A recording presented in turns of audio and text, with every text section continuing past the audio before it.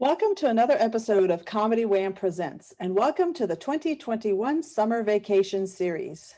We're getting to know comics from around the world who performed on our Isolation Comedy online show in 2020. I'm your host, Valerie, and sometime co-host Miss Purrington will join us if she damn well pleases. ComedyWham.com is your place to go for features about all Austin comedy and beyond. You can keep up with us on Twitter and Instagram at Comedy Wham, or on our Comedy Wham Facebook page or YouTube channel. In addition to podcasts, Comedy Wham brings you articles, album reviews, live shows, and an events page for live shows in Austin and Houston. If you're a comic in those cities and want your show featured on the calendar, go to the events page and click Submit a Show to complete the short survey. Now let's get back to our podcast. Launched in 2016, the Podcast Project brings you funny people and their stories. As a fan, I like to delve into a comic's background and motivations, and will usually take a detour along the way. Consider the interview a way for you to get to know the folks that make the Austin, the global comedy scene absolutely amazing. If you like podcasts, please rate and review us. Today, we are traveling to London, England. Our guest is a 2019 Malcom Hardee Award winner as the act most likely to make £1 million. His character is a dictator president from the imaginary nation of the Lafta Republic and is the product of dedication to character work not only on stage but off. His character even has his own podcast, and he recently debated a London mayoral candidate as his presidential character. His videos have started going viral, including one of the more recent ones, and it's absolutely delightful Welcome to Nigeria video, and you can catch that on Instagram and TikTok. And he is one of our favorite comics on the 2020 Isolation Comedy online show, with his dedication to his character at, I think, about 2 a.m. in the mornings to do our shows. And now Comedy Wham presents our guest, Benjamin Bellow. Hi. Hi. That is such a very lovely introduction and makes me feel really good about my comedy achievements. I can't believe that the last time I did your show was 2020. Mm-hmm. Is that correct? Yeah. Wow. Yeah. Last summer. Wow. Probably. Are you still doing it? No, we wrapped up in December of 2020 because things were starting to open up here. Yeah. And there were more live options here in Austin and everywhere else in the States. Wow. Because we've just opened up a week ago or so. So it's all, people are really excited by the fact that, there are live gigs happening. Yeah. But we've also noticed that a lot of people are being infected by the virus as a result. So I call it, where you have that label and the cigarette label, the health warning. Mm-hmm. So I think there's a health warning now. The performing comedy comes with a health list. Yeah. Oh, it's actually your comment isn't more timely. There's a comic who just announced on the comic pages in Austin that he's tested positive. So yeah, you just, and I think he was vaccinated. So it's risky. Yeah, it's and so because for me, I'm the sort of person who likes to reflect. So as much as I'm excited by the venues and the audiences, and I performed on Friday as my character, I was just very cautious of not wanting to catch anything because, the stat says that comics are getting it where they congregate in the green room. And people just get really excited because they haven't seen themselves for a while. But yeah, I just think people should just still do what they need to do to protect themselves. Right. Audiences, I'm sure it's the same in the States. They want a comedy. They've missed it. They want it. But yeah. Yeah, absolutely. Yeah. Well, Benjamin, it is a pleasure to have you. I usually start these off with an icebreaker question. Are you ready for yours? Yeah, tell me what the icebreaker is. Okay. It is one word to describe your past. One word to describe my past. Enlightening. I like it. Do you have any memories of comedy playing a role in your life when you were younger? Or do you want to tell us about like your your childhood and its relationship with comedy? Well, it would have to be my father, and I didn't know I wouldn't say he was a comedian, but he was a naturally funny individual. Uh-huh. He was definitely a character. And I remember at the age of 5 when when he was driving me to go and see one of his friends, he said to me, I love taking you around because you make me laugh. And I was only 5, but I remember that at the time, Oh, what that actually meant, to be honest with you. It's just when I started performing comedy that comment resonated. I tried to figure out, when did I start thinking about comedy? And it was at a very, very young age. Um, but that comment really resonated with me. But then when I remember how he was a character. He was naturally a very funny. I don't know whether he had any punchlines, but I just found him really, really funny. yeah. Almost what I would say my comedy idol at the time. But I was raised in Nigeria, so some of the names I'm going to mention, you would definitely not have heard of them, but they were more like comedy sketch characters rather than stand up. So Okay. they had their own sitcom, and they had their own themes, 45 minutes, regular TV slots where they acted out basically. So I genuinely believe that's where my influences were. They were comical. I think the best way to describe them is I don't know who I could use in America as a good barometer in terms of they didn't do straight stand up. They were Hmm. just comical characters. Yeah. There was That's one there was one called Baba Sala, who was just basically a character who was an elderly man who dressed in such a very strange way, almost like Benny, Mr. Bean. oh Yeah, yes, Mr. Bean. Yeah, almost. absolutely. Yeah, yeah, almost like Jim Carrey. You know those funny faces that they do, where there's no jokes, just funny faces, funny Mhm. dress, and you're laughing, almost like silent comedy. Yeah, that sort of thing. So those were my major influences at the beginning. Mhm.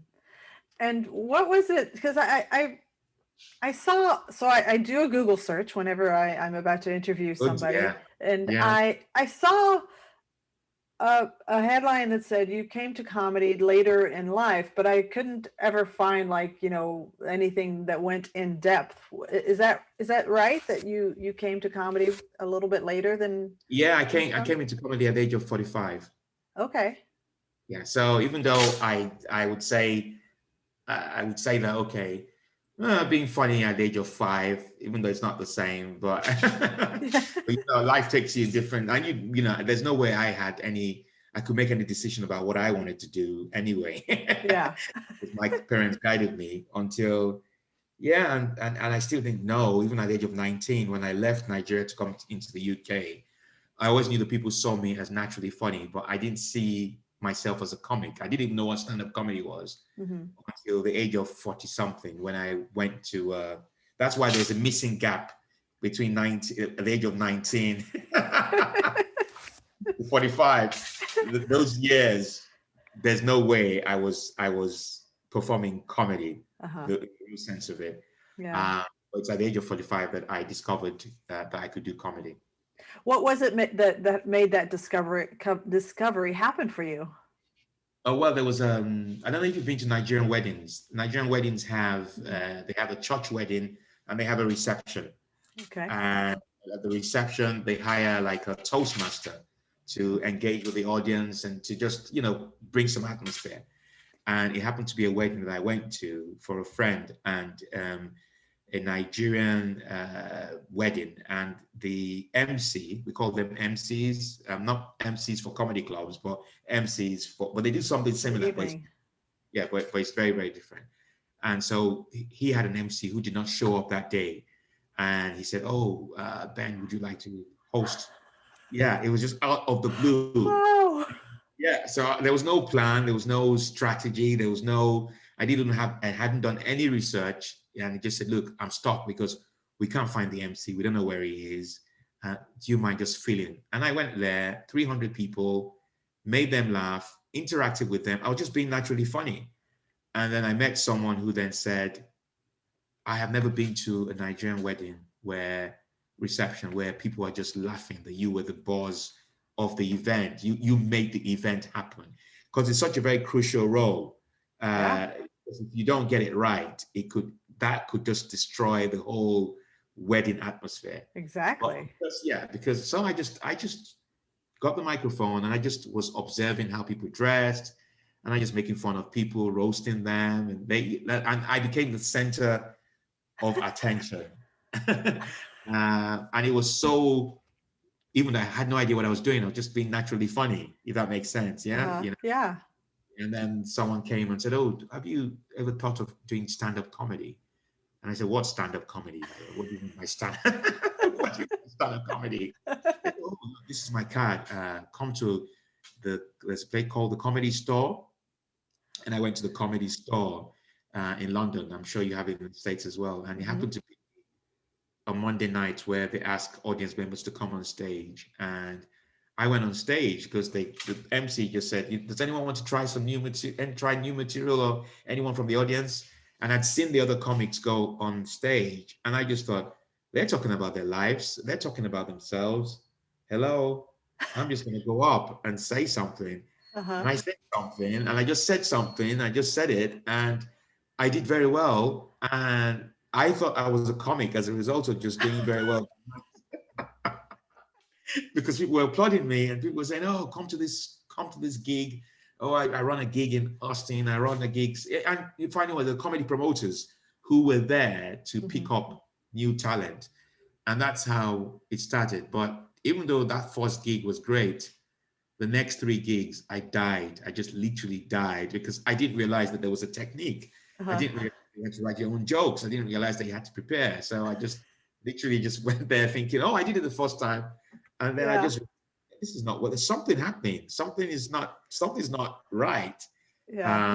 And then I watched them, and then I went on a comedy course, even though I didn't finish the comedy course because I found it really boring. But it was just get to see how to construct jokes and how to write jokes. And now you did focus on the delivery, but it was more about how to write jokes. I haven't looked back ever since. So so I'm what I would call an accidental comic, not a comedian. It just happened by accident. And it's almost like you taste something that you enjoy, and it's addictive. You can't then turn back and say, "I'm not doing it anymore." Yeah. When you go into a room full of strangers and people are laughing and responding to your jokes, and you're wondering, "Wow, this is nice. This is actually quite nice and refreshing." Yeah. So that's how I got into comedy. That is such a fascinating journey, and I find it so amusing that you think that as we get older, we become wiser and we know the ways of the world, and it is hilarious that you come into comedy as an older person, and yet you make the same mistakes that somebody brand new and young and 18-year-old getting into comedy, not realizing, oh, you have to write things. Oh, you have to prepare things. Yeah, you have to write, you have to prepare. It's almost like you have to go on a proper comedy course. It's not just any comedy course, because there's some comedy courses that you will go to. It's almost like it's a profession. It's almost like you want to be a doctor, for example.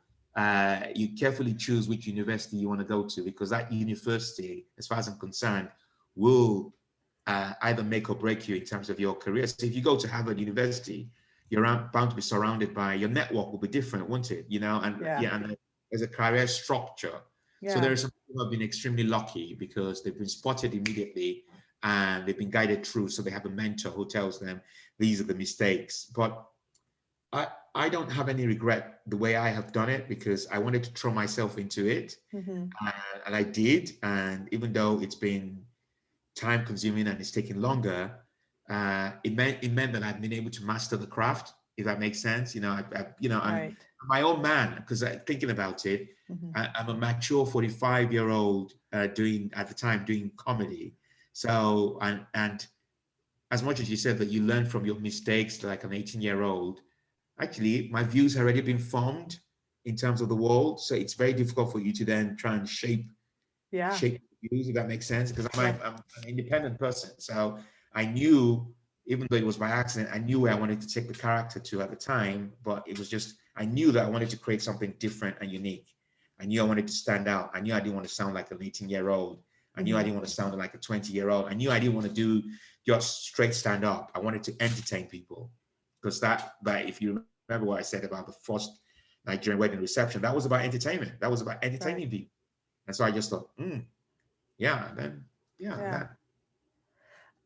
You're in London proper, and I imagine that London has its parallels with either New York City or Los Angeles. It's a big comedy scene.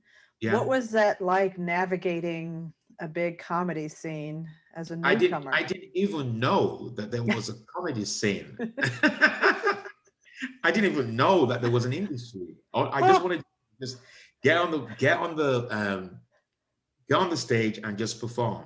And okay, so to correct you, I don't live in London. I live outside London, which is about 30 minutes away. Okay. But I didn't know that there was a comedy scene until I just saw all these comics.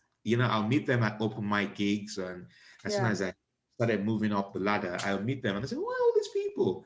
And some of them were really perfect. They knew where they were going in terms of their comedy. So it was only after I applied for a comedy competition and I got to the finals that I realized, wow, this is real. You could actually make a living from this. You know what I'm saying? And it was in 2016 I got through to the finals of it's called the New Act of the Year. And there were some prominent comics who are household names now who had won it. So someone like Gina Yashere, you might know her. She's a Black female comic who's doing very well in America. She has a sitcom called, I think it's Bob or something, or Bobby, I can't remember exactly, but she's got a sitcom. She had to leave England, but she won I think she won the Natties one year. Then there's Trevor Noah, no, not Trevor Noah. Some of the names you won't remember, but anyway, they were involved they got to the finals of this competition that I entered at the time, and I got to the finals. And then I saw my name, or the character's name, in print in national media, and I just said, "Wow, this is crazy. This is, it's almost like before that happened, because I started in 2011. So by 2016, I would say that I was probably in a trance for 5 years. When I say in a trance, that I was just enjoying myself and I still enjoy it, but I just thought it's 2016 that I realized, wow, you could actually make a career out of this.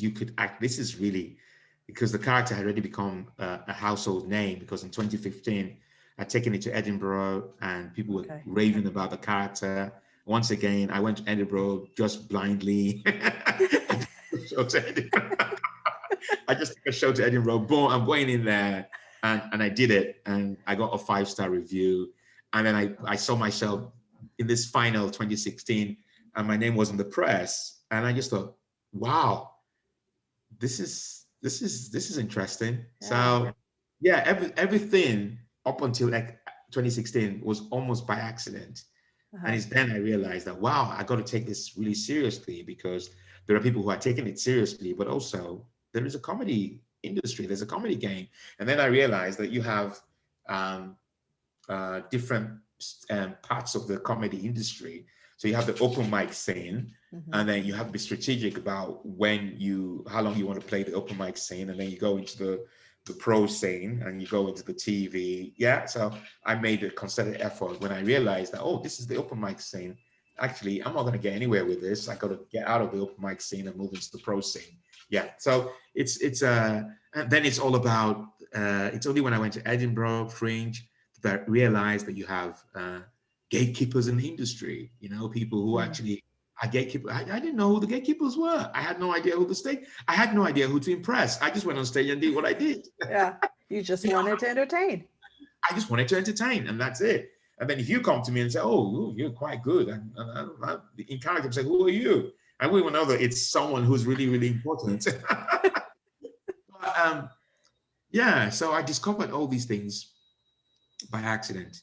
But in 2016 is when I actually took it seriously. So to answer your question, yes, it was tough navigating, because in hindsight, if I had to give anyone advice, younger comics advice, I'd say, okay, fine.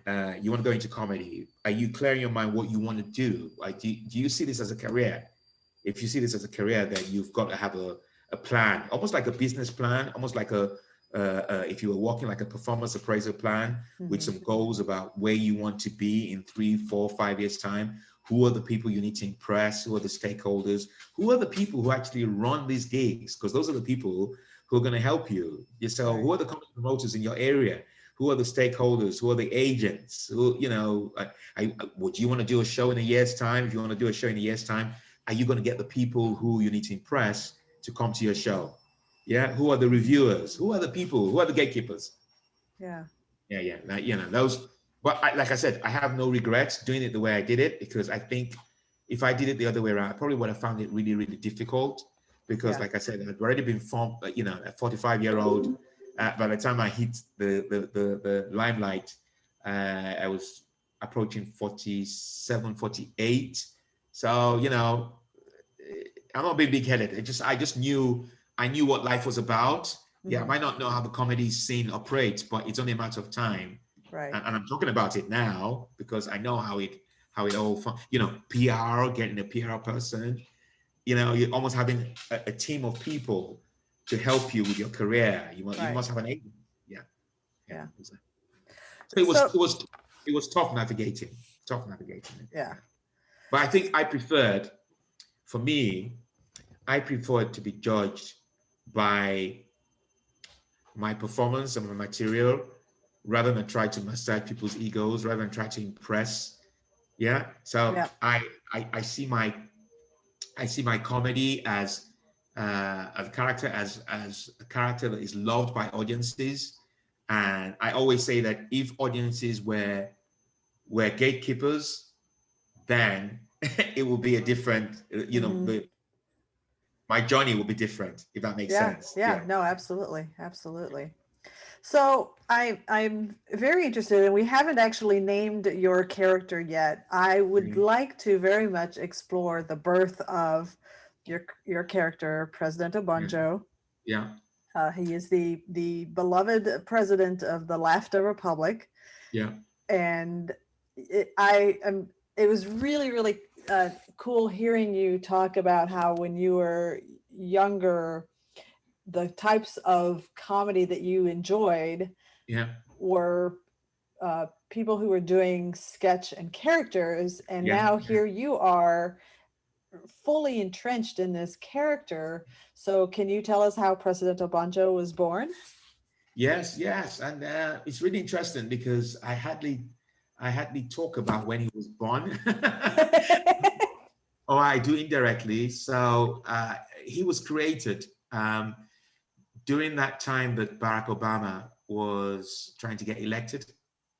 So I'd heard about Barack Obama. So the character had already become really popular online. So even back in Nigeria, they called President Obonjo, "Oh, my president," because, but I didn't know where I was going to go with it, but I knew it was eventually going to have to be politics. But I was wrestling at the time with performing as myself and also performing as President Obonjo. But he got created because at the time, and I talk about this on stage, my wife was supporting Hillary Clinton and I was supporting Obama. And then Obama becomes president.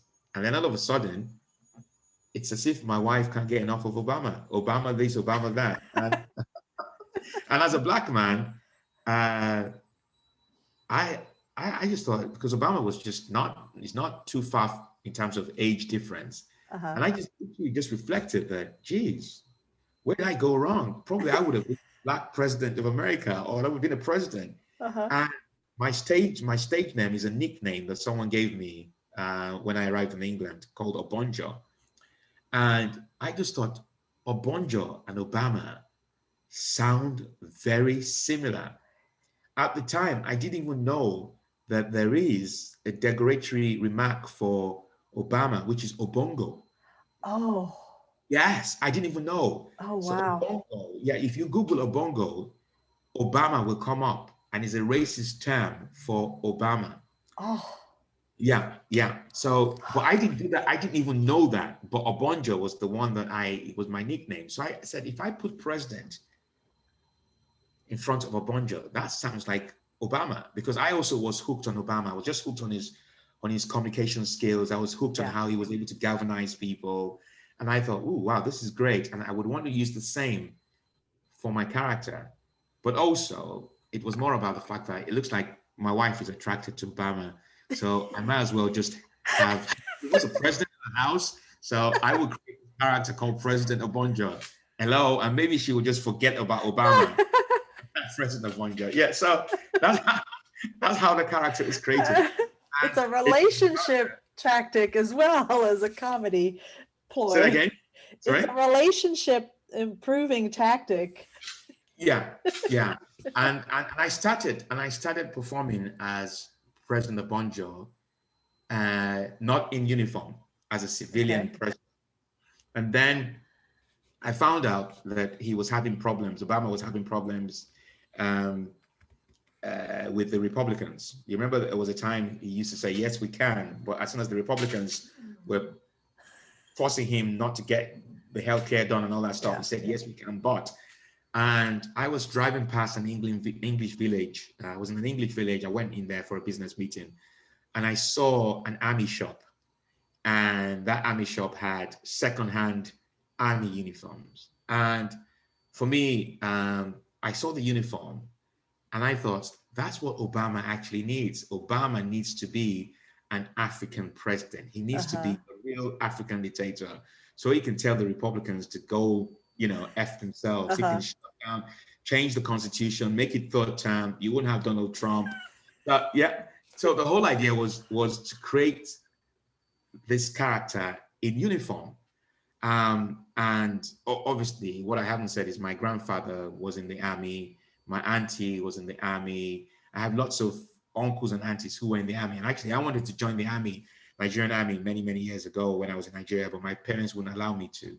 So it was a way of also just relieving that fact that, oh, I could have been a military person, but Yeah. I ended up not being it. But what I did not know was the day I wore that uniform, that was the day the whole thing just changed. I went to, there's a comedy club I had been performing for years, and I wasn't getting any progression. I'd always do a 5-10 minute spot, but that's it. He wouldn't progress me any further. Mm. And then I went in there with the uniform. Wow. The reaction from the audience. And then he came to me after the stage performance and said, wow, you have found your mojo. Wow. Yeah, that's all he said. And mojo, you're a comic. He meant you Yeah. found your voice. Yeah. And yeah, and I knew I'd found my voice because I feel like every time I'm in uniform, I feel like I'm like a credible hawk, where I've changed into this powerful. I genuinely believe that I am a real president. People believe I'm a real president. Yeah. It's just a fully formed character. So that's how it was created. That's how it was created. Wow. What an Yeah, amazing story. yeah, that's how it was created. That's how it was Uh, created. so you performed first at Edinburgh in 2016. No, 2015. Oh, 2015. 2015. And then Yeah, 4 years later, you're recognized with the Hardee Award Prize, which is yeah, yeah, pretty cool. I was reading some of the history behind the Malcolm Hardee Awards, yeah, yeah. and that's quite an honor that you were recognized. Yeah, yeah, yeah, yeah, and it was an interesting, great to have had that award, but there was a lot going on that year with what's it called, the main TV station trying to steal the character off me. Ah, So depending on in terms of your measure of success, for me that was success. The fact that a main TV station saw how good the character was, wanted to create a sitcom because of it, uh-huh. and then made an announcement to say they were creating a sitcom, changed my name, gave it to someone else, but they got found out. They got found out. And Wow. yeah, yeah, yeah. So you can imagine. And that's why it's really interesting how you might have, and this is with everything in life, you might have a strategy in terms of where you want to go with something, but you never know what could either derail you or you never know what's at the corner anyway. Yeah. They did me a favor in 2019 by making that announcement. They just raised the profile of the character. It was just, now anyone who has something similar. So, for example, there have been instances where someone's joke has been stolen. It's now part of history. What happened to the character? They say, "Oh, they're trying to do an Obonjo on you." You know? Yeah, and those are the measures of success that I didn't actually put in place, but that is my way of measuring success. The fact that, wow, a main TV station tried to steal the character. Wow. Now these days, someone tries to steal something off anybody, they say, oh, they're trying to do an Obonjo. Or people come to me for advice and say, how did you fight the BBC? How did you win the war? Can you give me something? Yeah. I've actually written a show about it, which I'm doing next week, Wednesday, called Stolen. Yeah. That's really, I mean, it's unfortunate, but it's cool that you can turn, something not so good. But it's comedy, not about tragedy. It's about something that's not so good and you turn it into positive. Yeah. Because at the time that it could have gone either way, come out of it with a positive experience, or if I read what some people were saying at the time, they just said, oh, just give it to them and just forget about it and start another character. Or if I was in your shoes, I wouldn't even want to do comedy anymore. I'll be so disheartened. And there have been instances where comedians have been through this and it just ruined them. That's it. End of it. Yeah. So what did you do? You fought them? Yeah, I fought. Well, I fought them. It wasn't a one-man band, almost a one-man army. But what was really interesting was I had gained a lot of respect for the craft within the comedy scene. Mm-hmm. So people knew how hard I was working. Yeah. And as a result of that, there was a lot of goodwill from comedians I had worked with, who basically were tweeting about what was happening, who were basically tweeting to say, look, this is unfair. What you've done is unfair on Obonjo. You either give him the part or you give him writing credits, but this is a steal. This is a steal. So I don't know what it's like in America, but there's always the view that within the industry that there isn't any solidarity. But on the 29th summer of 2019, I can't believe it. That with those people who didn't like the character because they just didn't get it or they just didn't like the jokes, to people who actually liked the character, everybody was tweeting. They created a hashtag, Justice for Obonjo. Huh. So as a result of it, I ended up in the mainstream media. I was in the Daily Mail. I was in the, what's it called? These are all national newspapers. Mm-hmm. So it was my moment of glory. I had, it was all over. And they had photos of the dictator. So yeah, I fought back with the army, with the support. Yeah. And they dropped it. They dropped the sitcom. They didn't do it. They just dropped it. Yeah. It's dead in the water. So yes, I won the war. Painful as it was, I won the war. Yeah. That's one of we haven't talked a whole lot about what your character says or does. I remember that the couple of, before we booked you for our online show, I looked at the what I could of sets of yours, and I liked the character a lot. Yeah. And this is just my own description. You can add to it.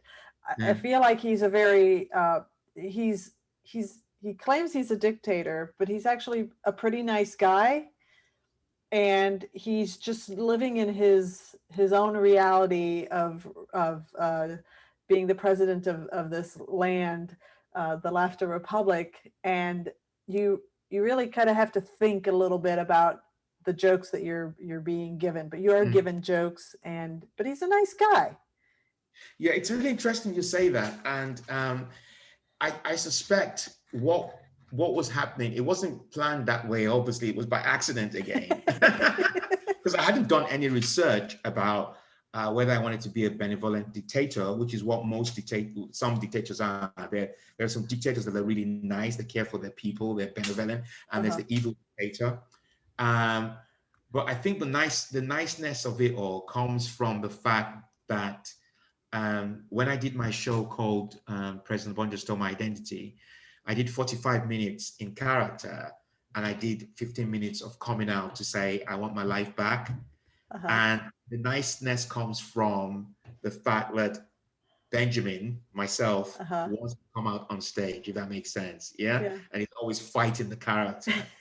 And so the twist really is the fact that the reason why that character works is people put they see the president in uniform, and they automatically believe that he's a Kim Jong-un. They believe he's an evil dictator. Uh-huh. So I've heard people say to me and come to me to say, I don't know what it is that you do with this dictator thing, but I'm not supposed to love dictators, but I just love them. Yes. That's because they are taken by surprise that now dictators are supposed to be evil. Uh-huh. Why are you so nice with this Right. dictatorship? Does that make sense? Yeah. You're too nice a dictator. I remember doing a show, and the guy came to me, he was so confused. He said, I don't know what's going on. Yeah, I don't know. He has Italian. I can't do Italian accent. I don't know what's going on here, but you're too lovely to be a dictator. I don't know. I never know dictators. He comes from Italy, so they had a really brutal dictator. Yeah. You got Hitler, Kim Jong-un, Putin. President Obonjo is not like that. He's just very nice. He wants to be loved. Yeah. But he knows when to be mean. And I think I've had people talk to me and say, I think you need to go darker. You need to go darker. You really need to go darker. And I think if the character goes darker, I think it becomes very predictable. Mm-hmm. Because, they see the uniform and say he's an African dictator. They already know what to expect. But, that's just my own take on it. But yeah, you're absolutely right. He's nice. Yeah, I mean, throughout comedy, there have been people that have played characters as the characters on a stage, but then they get off stage and they're not that character. Your I think your success and your uniqueness comes from it is something that you can pull off both on stage and on, in that it shows it's the reason that people connect to it is because we're all conflicted. Sometimes we want to be the mean person. Sometimes we want to be the nice person. Like I keep seeing the video of the Welcome to Nigeria. It's like you think, this poor kid who's fallen asleep is going to see this man in this full army uniform, President Obonjo, and you're just being the nicest person to him.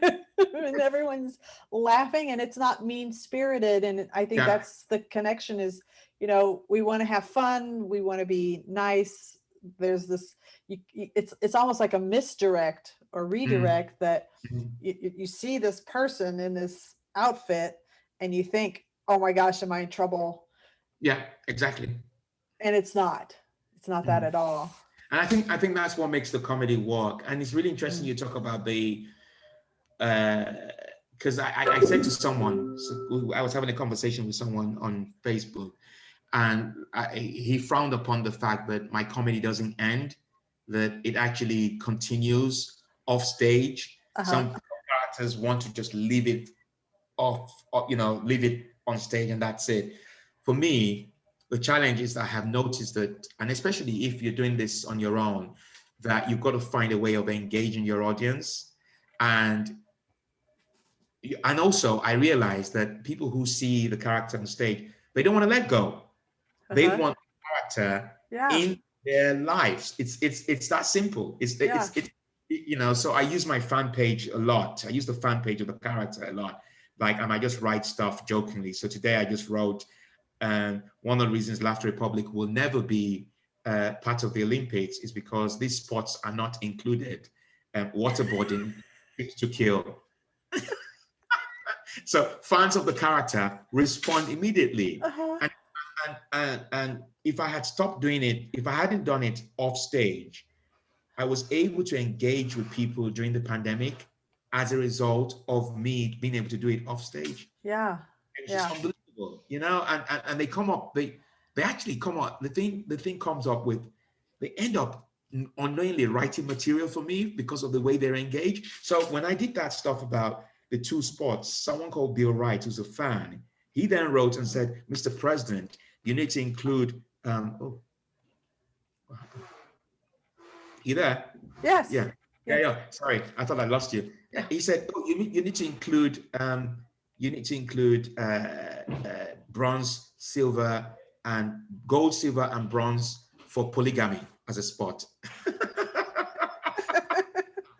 Now, I wouldn't have thought about that. I wasn't engaging with my audience. Hello, but if I'm going on stage on Wednesday, I want to talk about that. Do you understand what I'm saying? And then the TikTok thing is a good example. If I wasn't engaging with the audience, that Welcome to Nigeria video, there has been so many comments about, oh, do you know what it would be like to actually wake up in Nigeria? It's not a country I wanted to be in. Or oh, the president has given that guy anxiety, or so the character, I think, is so unique that the comedy writes itself. That has always been the challenge, that you sit down and write jokes. Hello, the character could be on the train and something happens. Hello. Yeah. I think your character took a surreal turn when you were invited to do the debate with the mayoral candidate, who I was reading about. I'm sure you've had many wild experiences as your character, but was that among the wildest? It was one of the wildest because I won't say I don't know conspiracy theorists, but I've never met that many in a room. And I would say that I was outnumbered. It's a cult. It's almost like you're having a Obonjo cult. That is what that guy has. And when I walked into the room, and I just noticed that, well, these people, there are human beings and there are human beings. And no disrespect to them, they just looked so different. They looked like they had read a lot, and that had really messed up their minds, because they all looked just different. They just looked different. They just didn't look like real normal human beings to me. They just looked like they were from outer space. But what was really interesting was I met him, and he was quite pleasant, and he has a sense of humor. So he knew where I was coming from. So he already started the jokes already, even when he met me, to say, I'm going to imprison you. I'm going to make sure you go to The Hague. So he made me feel very, very comfortable. But also his audiences. So at one point, someone came to Coben during the interval and said, please, can you tell me, is this really a real president? Because I'm getting really confused. Yeah. Yeah. But you see, but that bit was a turning point for me, because not that I planned it. It's not like I had a plan to say that I wanted the president to be a political commentator. But actually, because I was enjoying it so much, I just thought, wow, I can see the character actually being in panel shows or being in shows where it's a political debate, because that was quite a prominent person to interview. So the plan is to get some more prominent people to debate. And then I realized that actually, this is what the character could do, is to start talking about democracy and how flawed it is. How flawed it is as a system of government.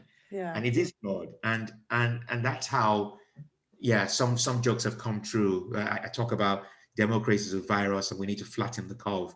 And people laugh about that. But actually, when you look at America and you look at Britain and all the issues that have been the people are unhappy about, it is a virus. Politicians are not being honest about what's happening in society. So it's been a good turning point, and it's been really positive. It's been really positive.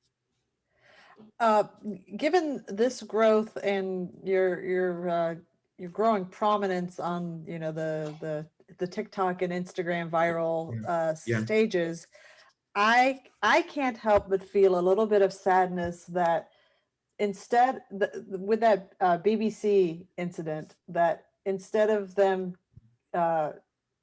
just walking away from it and canceling what they were planning, that there's not something, and maybe there is, that they didn't just say, okay, we goofed up, let's work together and Yeah. create this thing. Well, I think there are a couple of things. I'm not going to rule it out because you never know what the future holds. Yeah. But when you look at the person that they chose, he is a very prominent actor, Mm. and he's high. He has a high profile. He almost won, almost like the equivalent of an Oscar. Okay. Yeah, so he's well known, and he's an Yeah. actor, and he's well known, and he's got a prominent face. But I think also that the BBC, they tend to want to go for younger people rather than older people. Yeah, and that's just the fact of the matter. Sure. There's ageism, but you just have to, that doesn't define me. I Yeah. don't, I do what I need to do. But I'm not ruling it out because you never know, something might crop up eventually. And there have been instances where some people have approached me and just said, look, just keep doing the content. When you have such a big following, Yeah. you'll see how this just turns around. And I never used to do content. I always believed that doing comedy was just on stage. I never did videos and all that stuff. I just found it, I didn't want to be seen as an Instagram or TikTok, star. But I'm glad I embraced it because I'm discovering new audiences, even though they're much younger. But a good example is when I gigged on Friday, there was a 12-year-old who came with his parents, and he was able to persuade his parents to come to a live gig show. Wow. And he was the youngest. Amazing. Yeah, and he just said, "Oh, yeah, Dad, I'm fans of him." You'd expect fans on TikTok to be fans of Justin Timberlake, not of an African American. So it's opening doors. So I don't actually see it as it doesn't sadden me that nothing happened with the BBC thing. Actually, I see it as an opportunity because I just see it as, oh wow, this, I just think that actually someone said to me, someone who discovered the character basically said, what is a president doing in the comedy circuit? A president that has killed people? What is a president doing applying for gigs? You see where he's coming from? That it's just ridiculously funny that a president has run a country in England applying for gigs. It is But there's another dimension to that. Like actually, a president will actually not. He won't be waiting for the BBC to do a sitcom. He will cancel the BBC and rename it. Yeah. And you see where I'm coming from? So So it just opened my eyes in terms of opportunities more than anything else. And we love having, the president of a nation on our little Zoom show. That was what's really interesting now is, I don't know if you've heard of Clubhouse. Yes. Yeah. So I discovered Clubhouse 2-3 months ago. So I go there in character. And what was really interesting was when I started at Clubhouse, there were some people who were saying, oh, we want to know the real you. We don't want to know the character. Yeah. So which is fine, but I then changed my profile to say I'm the man behind President Obonjo. Yeah. And there are people who want me to talk to them in character. There are people who enjoy having breakfast with the only president and Clubhouse. So there are opportunities. Yeah. Now I personally love the president. Thank you. But it is inevitable to ask, are there days where you would like to walk away from the character and maybe discover a new character, or are you just so in love with? Well, I have thought about this. I thought about this during the pandemic, and I decided I was going to do one thing this pandemic, which was to actually learn how to do comedy the professional way. So I went on a comedy course for 5 weeks. I'd only just completed the course, and I wanted to focus on myself rather than the character President Obonjo. I just start writing jokes about my life rather than the president. And there have been instances in the past where I wouldn't say I've tried to get away from the character. I've just tried to experiment and just be myself and just go on. And two things have happened. One, audiences who have seen me as President Obonjo get really angry to say, what? You're trying to kill this character? Are you trying to kill this character? And two, comedy promoters will not book me as myself. Huh. Wow. Yeah. So I'm in a really catch-22 situation where there are comedy promoters who just love the character and they will not book me unless I do the character. Yeah. And there are audience members who will basically, they want to see the character. They don't want to see me. Yeah. And that's why I then came up with this, because something happened at work. I was at work and I was at a business meeting, and then someone had done their research. So after the business meeting, she came to me and she said, oh, wow, thank you for the business meeting, but I just want to tell you that, look, you're a really funny comedian. I said, what do you mean? I said, oh, are you not President Obonjo? I said, I'm sorry, there's been a mistake here. He's my twin brother. That's great. That's true, because that's a recent thing that you've been talking about. That so that was So that's where that twin brother thing came. That I can be his twin brother. I could be that. Maybe that's the way to go around it.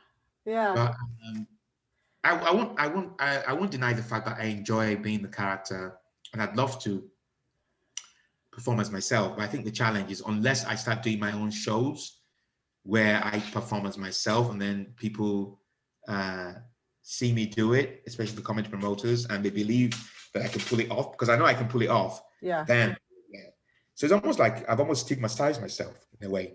Mm-hmm. Yeah, but no regrets. Yeah. No regret. Yeah, and I think for probably the audiences and the promoters, like, there is still a lot of untapped potential with that character, and they want to see that. Yeah, exactly. But yeah, that's a very good question. And I remember when I did it, and someone was saying, "What are you doing? What? Where's President Obonjo?" Yeah. and then there are instances where I've gone on stage to perform as myself, and the MC will come to me in the green room and say, "You're not the president today." I said, "Yes, I am not the president." And he will go on stage and still introduce me as president. Explain that to me. Explain that. Gosh. Yeah, exactly. I've been meaning to try and connect with other, because it's almost like acting. I think the difference with actors is that they have different characters. So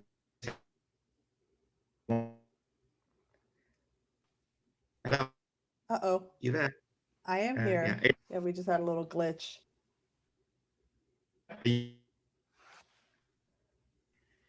It might be the president jealous about the fact that we're talking about him. He might be, yes. Yeah. I've been, as we've been talking, I've been trying to think of, are there American performers that are so known as their characters that it's hard for them to break out? Pee Wee Herman is an example of one that I think of. And I don't know if you're familiar with Pee Wee Herman. What's really interesting about Pee Wee is the fact that, Pee Wee's on Twitter. Huh. And he tweets.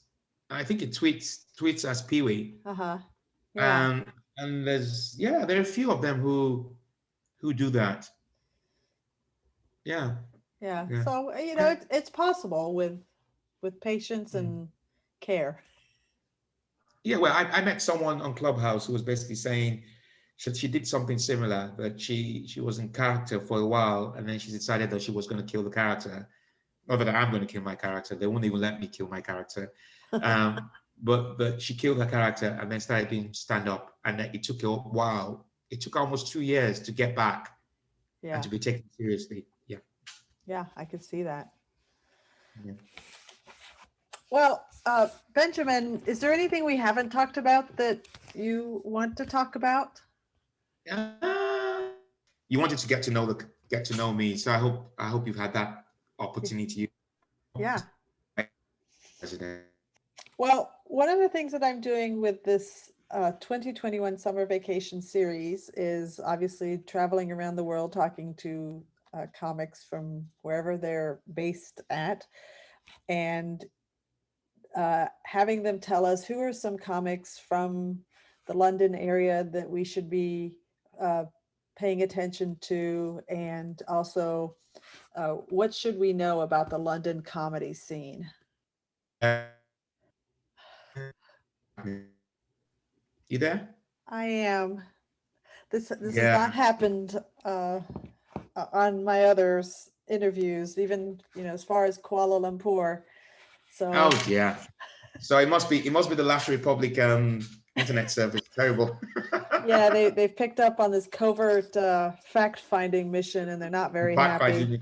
Yeah. So let's try and wrap it up as quickly as I can. Yeah. So in terms of the comedy scene, the doors are opening up now. So the government lifted the restrictions. We're now performing live.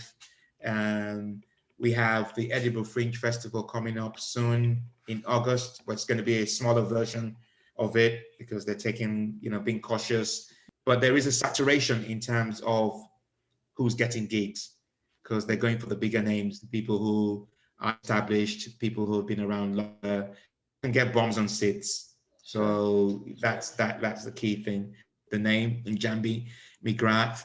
There's Errol Suna, who is also a very great comic. There's been a lot of discussion about making sure you have diverse bills and that you have bills that include women.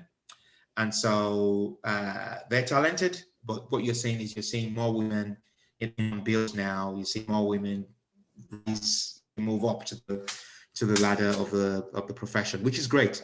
Which is great. So that's what I'm mentioning. So I think the future is bright. It's going to take a while. I think people are still very frightened to go out.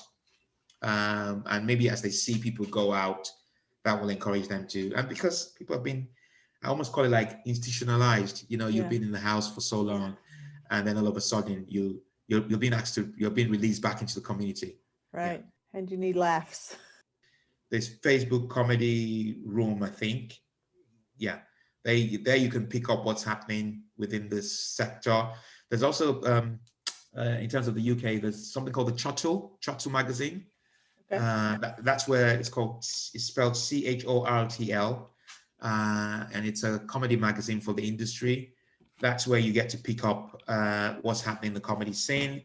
You also have Beyond the Joke, which is another rival comedy magazine. So those two, they produce weekly updates, if not daily updates, in terms of who's appearing on the TV show, who's doing a gig, who's going on tour, if there's any scandal or any top news. There was a comic who got cancelled recently in the UK called Andrew Lawrence. He made the news through the Chortle, through Beyond the Joke. So those two magazines and they're online, Beyond the Joke and Chortle, they will help in terms of just informing you of what's happening within the industry. Okay, great. Okay, well, I like to wrap these up with a closing question. One word to describe your future. Invasion. Now, is that Benjamin's answer or is that your twin brother's answer? That's my answer. Very good. Very good. Well, that is a wrap on Comedy Wham presents Benjamin Bello. Tell us where we can find you or your twin brother on social media and let us know about any upcoming projects. So starting point is I have the president, my twin brother, has a show at Bedford on Wednesday at 7:30. It's a show called Stolen, and it's to talk about what happened in July 2019, the attempted coup by the BBC. There are a number of projects I am working on. I'm working on a sitcom myself. So I'm writing a sitcom about my character. It's a monologue, a 10-minute monologue that I'm hoping to film. Hopefully should be out by September, October. Where can you find me? You can't find me, but you can find the president. But I have a Twitter handle that I'm trying to use as Benjamin. But you can find the president at Real Obonjo on Twitter, Instagram, Clubhouse. He's all over the place. He has more prominence on social media than I do. How he's able to run a country, I really don't know. Yeah, so that's basically it. Yeah, and I might be doing Edinburg Fringe, but online rather than going there live. Just doing because what's really interesting is I noticed you said that you stopped doing yours because live gigs came up, but my concern is that we discovered new audiences. We had people who didn't have access to the services, who couldn't really go to comedy clubs because they were disabled or they just couldn't get there, and they enjoy comedy. So someone needs to give them back comedy online, and so that's what I'm trying to do and also for those people who might still find it difficult going out because they just it's going to take a while. I think I think the sector should embrace hybrid, but in terms of comedy that's happening online and live gigs. Yeah. Oh, I will definitely be checking that out because anywhere the president is performing, I definitely want to be there.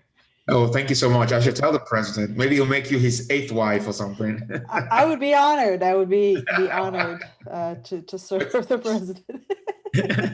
Well, thank you for having me. And if he needs a U.S. ambassador, Comedy Wham is at his beck and call. So just I also know that Comedy Wham responded to his tweet about tomorrow he's going to waterboard his secretary for comedy intelligence. Yes, because he missed out on some comedy festivals.